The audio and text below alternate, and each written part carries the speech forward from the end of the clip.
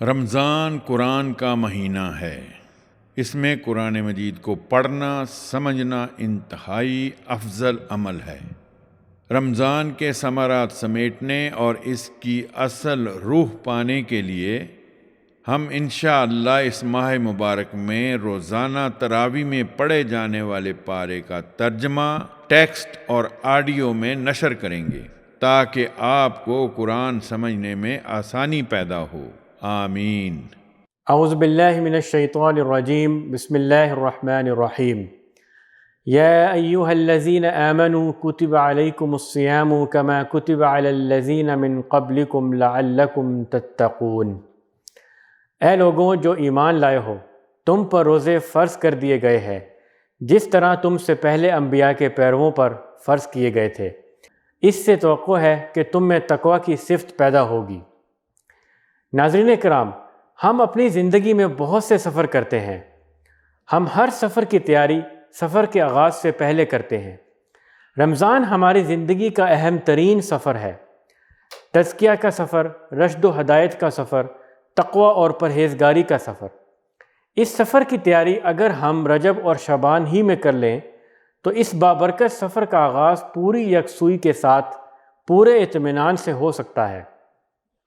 اس کے برخلاف جب ہم رمضان کی تیاری رمضان کا چاند نظر آنے کے بعد کرتے ہیں تو نتیجہ یہ ہوتا ہے کہ جو رمضان گزرتا ہے، اگرچہ سحری بھی ہوتی ہے، افطاری بھی ہوتی ہے، روزہ بھی ہوتا ہے، ذکر و اذکار کا سلسلہ بھی ہوتا ہے، مگر یکسوئی اور اطمینان نصیب نہیں ہوتا، جو کہ تزکیہ نفس کے لیے شرط اول ہے۔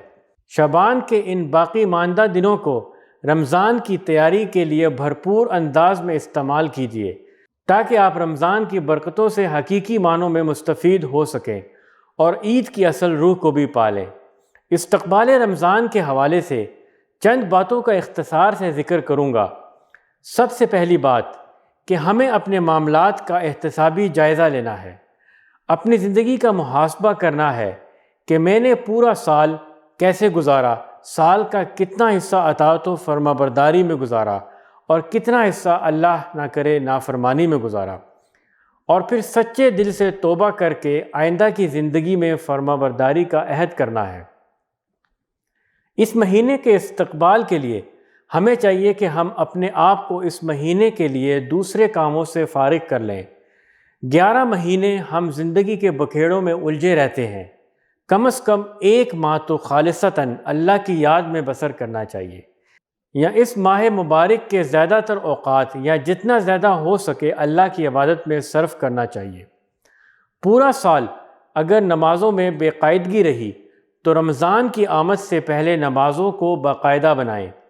نفلی نمازوں سے اس کمی کو پورا کرنے کی کوشش کریں۔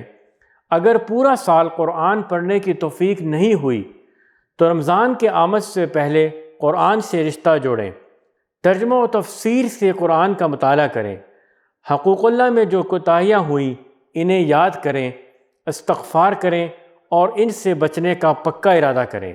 حقوق العباد میں جو کمی کوتاہی ہوئی، کسی کا حق مارا، کسی کو زہری اذیت پہنچائی وغیرہ، ان سب کا ازالہ کرنے کی بھرپور کوشش کریں۔ ہمیں چاہیے کہ رمضان کی آمد سے پہلے تمام کبیرہ گناہوں سے توبہ کر لیں، جیسے جھوٹ، غیبت، چغل خوری، بہتان، تکبر اور گھمنڈ وغیرہ۔ اپنی کمائی کا جائزہ لیں کہ حلال و حرام کا خیال رکھا گیا ہے یا کوتاہی ہوئی ہے، ورنہ روزہ محض بھوک اور پیاس رہ جائے گا۔ کھانے پینے اور نفسانی خواہشات سے اجتناب کے علاوہ اپنے اعضائے جسمانی پر کڑی نظر رکھیں تاکہ روزے کی افادیت میں کمی واقع نہ ہو۔ زبان اور نظر کی حفاظت کا خاص اہتمام کیا جائے۔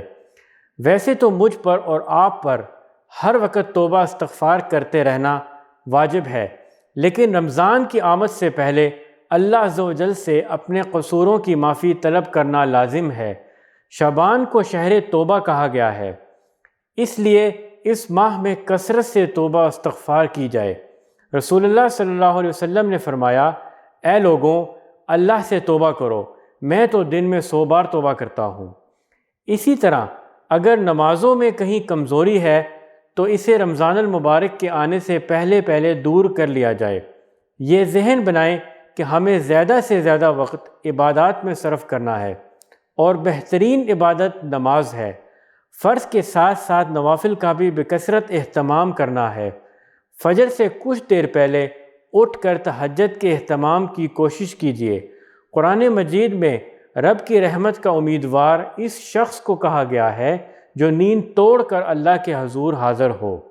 امن هو قانت آناء اللیل ساجدا وقائما یحذر الآخرة ویرجو رحمت ربہ۔ ارشاد باری تعالیٰ ہے، کیا اس شخص کی روش بہتر ہے یا اس شخص کی جو مطیع فرمان ہے، رات کی گھڑیوں میں کھڑا رہتا ہے اور سجدے کرتا ہے، آخرت سے ڈرتا ہے اور اپنے رب کی رحمت سے امید لگاتا ہے۔ فجر کے بعد سے سورج نکلنے تک ذکر اور تلاوت قرآن کے لیے مسجد میں قیام کو لازم کر لیں۔ ایسے لوگوں کے لیے اجر عظیم کا وعدہ ہے۔ رسول اللہ صلی اللہ علیہ وسلم نے فرمایا، جو شخص فجر کی نماز کے بعد طلوع شمس تک اللہ کا ذکر کرتا رہا، پھر 2 رکعت نماز ادا کی، اس کا اجر ایک مکمل حج اور عمرے کے مانند ہے۔ اللہ عز و جل سے دعا ہے کہ ہمیں ماہ صیام کی زیادہ سے زیادہ تیاری کی توفیق عطا فرمائے، ہماری کمزوریوں کوتاہیوں سے صرف نظر فرمائے، اس ماہ مبارک سے زیادہ استفادہ کرنے کی توفیق عطا فرمائے، اس ماہ مبارک کو ہماری بخشش و مغفرت کا سامان بنا دے۔ وصلی اللہ تعالی علی خیر خلقہ محمد وعلی آلہ وصحبہ اجمعین۔